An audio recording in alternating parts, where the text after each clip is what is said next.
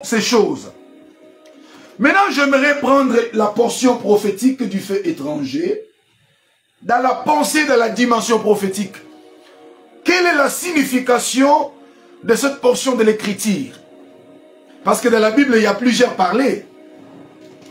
Selon 1 Corinthiens chapitre 14, verset 6, qu'est-ce que la Bible dit? Voilà. Il dit, et maintenant, frères, de quelle utilité vous serais-je si je venais à vous, parlant en langue, et si je ne vous parle pas par révélation, par connaissance, par prophétie ou par doctrine? Nous avons 4 parlers. Quelqu'un peut venir, il parle de la dimension des connaissances, de la dimension de la doctrine, les apôtres, alléluia, de la dimension des révélations et de la dimension prophétique. Donc chaque portion de l'écriture de la Bible, ça dépend de la manière dont l'orateur va l'exposer, bien va l'exploiter. Alléluia. Maintenant, dans la portion, dans la pensée prophétique, la Bible dit, ils ont pris le fait étranger et ils l'ont amené devant Dieu. Et un feu est sorti de la face de l'Éternel et les a consumés. Mais c'est quoi d'abord le fait dans la pensée prophétique? Alléluia. C'est quoi le feu dans la pensée prophétique? Ouvre ta Bible dans Abdias. Nous sommes arrivés presque à la fin. On arrête déjà dans quelques minutes. Voilà. Ok, Abdias. Oh là là là là. Abdias. Qu'est-ce qu'il nous dit? Notre ami Abdias. Wow. Abdias. Ok. Ok, nous sommes là. Ce sont des livres que les gens n'utilisent pas tellement. Hein? Ok. La pensée prophétique du feu. Nalisa Kolimoto Ezalinini. Voilà. Abdias, chapitre 1er, le verset 18. Oh, alléluia. La maison de Jacob sera un feu. Amen. Vous avez lu avec moi? Abdias, chapitre 1er, verset 18. La maison de Jacob sera un feu. Et la maison de Joseph, une flamme de feu. Amen, amen. Donc, vous comprenez que dans la pensée prophétique, le feu, c'est tout un peuple. Parce que l'Éternel dit, la maison de Jacob sera un feu. Or, Yaakov, Israël, c'est le peuple. Quand on dit Israël, Ish veut dire épouse, veut dire peuple. Aël veut dire de l'Éternel. Quand on dit Israël, le peuple de Dieu, l'épouse de Dieu, il est écrit, la maison de Yaakov sera un feu. Et la maison de Joseph, une flamme de feu. Oh! Donc, si nous voulons comprendre la pensée prophétique du feu, le feu c'est tout un peuple. Maintenant dans la Bible, selon Lévitique chapitre 16, verset 12, les sacrificateurs qui devaient s'approcher devant la présence de Dieu devraient prendre les brasiers ou l'ascensoir et ils devaient prendre le feu qui était dans l'autel. Le feu qui était sur l'autel des holocaustes. L'autel qui est circonscrit dans la parcelle du tabernacle. Les feux de la maison. Les feux du peuple. Que Dieu bénisse le bien-aimé Dada qui nous suit depuis Manchester. Donc le feu dont il est question, on ne pouvait pas les prendre à l'extérieur. Mais c'était le feu qu'on devait prendre de l'autel.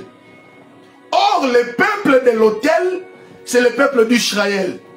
Alléluia. Donc ici dans cette portion de l'écriture, on ne pouvait pas s'approcher devant l'Éternel avec un autre peuple. Oh, oh, oh, oh. Donc le fait étranger, c'est l'image des nations. C'est l'image des étrangers. Comme Nadab et Abihu, ils se sont décidés d'amener les étrangers qui n'étaient pas dans les calendriers prophétiques d'Isali devant Dieu, alors ils doivent rencontrer les conséquences. Ils doivent payer le prix. Et le prix qu'ils ont payé, c'est la mort. Alléluia. Donc le fait étranger, ce ne sont que les nations, les étrangers. Ils n'étaient pas dans les tabernacles. Ils n'étaient pas dans l'autel. Le peuple de l'autel, c'est Israël. C'est pour cela quand le souverain sacrificateur Aaron s'approchait devant le propitiatoire, il portait le faute garni des 12 pierres qui représentaient les 12 tribus d'Israël. Alléluia. Alléluia. Donc, quand il se présentait devant les lieux très saints, dans l'entrée là, il entrait avec les 12 tribus d'Israël. Donc, Aaron ne pouvait s'approcher devant Dieu qu'avec le feu de la maison, le feu de l'autel. Donc, c'était que pour Israël. C'est pourquoi Jérémie dit, j'ai parlé à tes pères dès le matin par des prophètes. C'est ainsi quand ils entrent, il a le faute garni de 12 pierres. Donc, pour entrer dans la présence de Dieu, dans les tabernacles, on entrait avec le feu de l'autel, pas le feu étranger. On entrait avec Israël. Donc, ces faits étaient aussi représentés par les 12 pierres. Il y a la pierre de Lévi, la pierre de Ribin, de Yosef, la pierre de Ribin, la pierre des autres fils de Jacob. Maintenant, les deux fils Nadab et Abihu, ils ont amené le feu étranger. Or, le feu étranger, c'est nous les nations. Amen, amen. Alléluia. Or, pour nous introduire dans la cité des saints, il faut qu'on paye le prix. Or, Aaron a 4 fils. Nadab, Abihu, Éléazar et Tamar. Les 4 fils d'Aaron sont l'image des 4 êtres vivants. Dans la dimension prophétique, dans les 4 êtres vivants, nous avons numéro 1, les lions, l'aigle, l'homme et le veau. Amen. Nous avons 2 êtres vivants qui sont carnivores. Ils mangent la chair humaine et ils sont amis du sang. Les lions et l'aigle. Les lions, ils dévorent. Ils boivent le sang, ils mangent. L'aigle, quand il vient manger la chair et boire le sang. Mais le veau et l'homme sont herbivores. La Bible déclare, il a dit à l'homme, tu mangeras la verdure. La verdure te servira de nourriture. Et le veau, lui aussi, il mange les herbes, il broute les herbes. Amen, amen. Donc, les 2 êtres vivants, ils sont carnivores. Ils mangent la chair et ils boivent le sang. Et les 2 autres, ils sont herbivores. Les êtres qui mangent le sang et qui boivent le sang, c'est les êtres qui incarnent le mystère de la loi. Alléluia. Alléluia. Et les 2 êtres qui mangent les herbes, et c'est dans la grâce. Maintenant, ceux qui ont amené le fait étranger, c'est l'homme et le veau.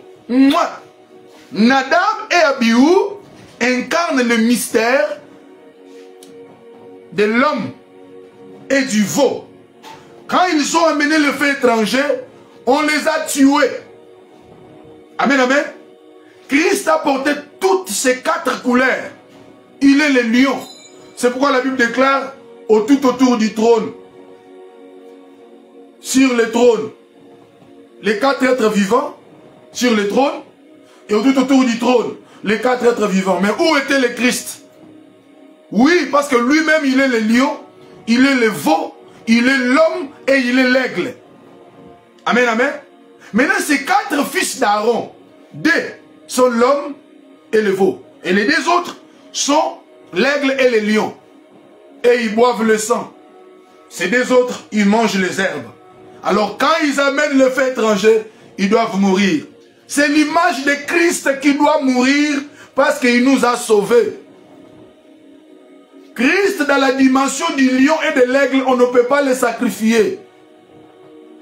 C'est pourquoi quand j'ai dit, l'un des vieillards m'a dit, voici le lion de la tribu de Juda, il est dit, Quand Jean regarde, il n'a pas vu les lions, mais il a vu l'agneau.